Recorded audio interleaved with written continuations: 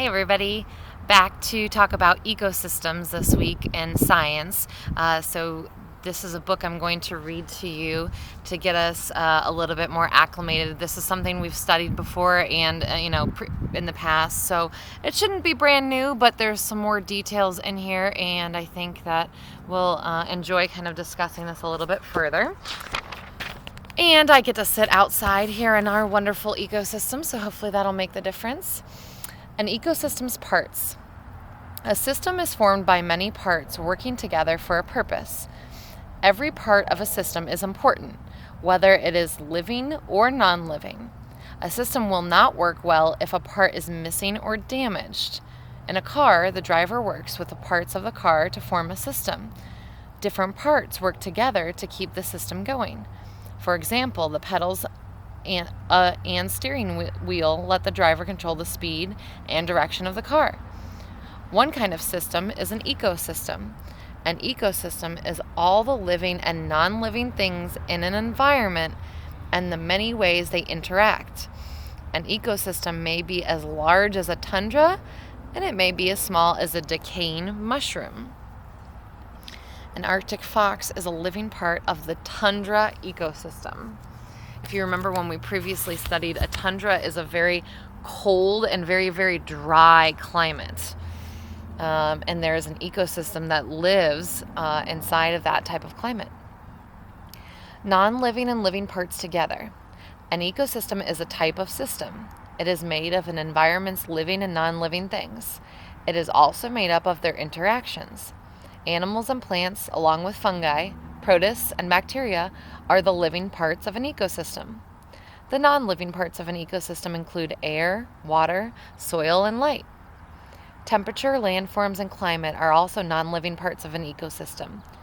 Climate is the average weather conditions in an area over a long period of time. Climate changes can affect these lichen and mosses. Okay? Just like climate affects people, it also affects the other living parts of the ecosystem. The impact of non-living parts on living parts. Organisms cannot live in an environment that does not meet their needs.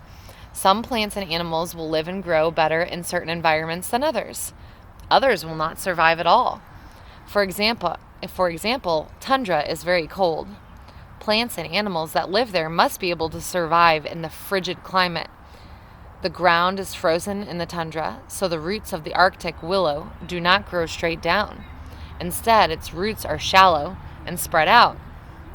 So at that point, we can definitely make a good estimate of what types of plants and animals would live in certain types of climates and systems. If we understand that the tundra is very cold, it's highly unlikely that cactus or cacti are growing in the tundra, right?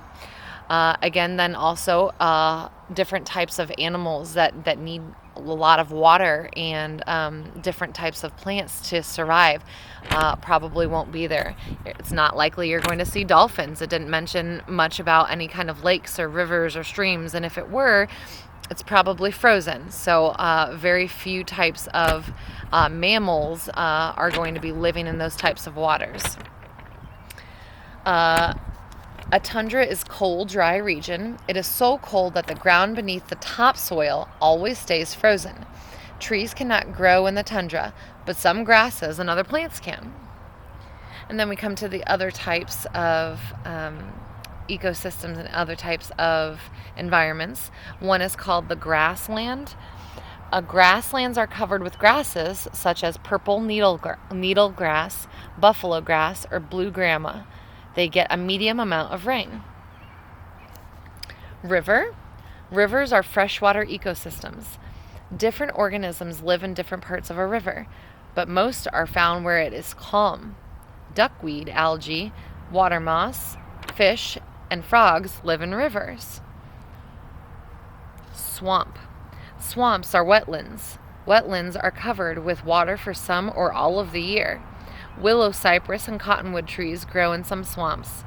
Animals such as alligators and cottonmouth snakes live in some swamps. Again, so depending on the climate, it will from climate to climate, the different types of living animal or living beings will vary depending on their needs. Again, cactus and cacti don't need a lot of water, so they can live in drier climates, as opposed to many grasses and many types of trees and larger animals need a lot of water, so they're going to need to survive in places and thrive in places that have more water.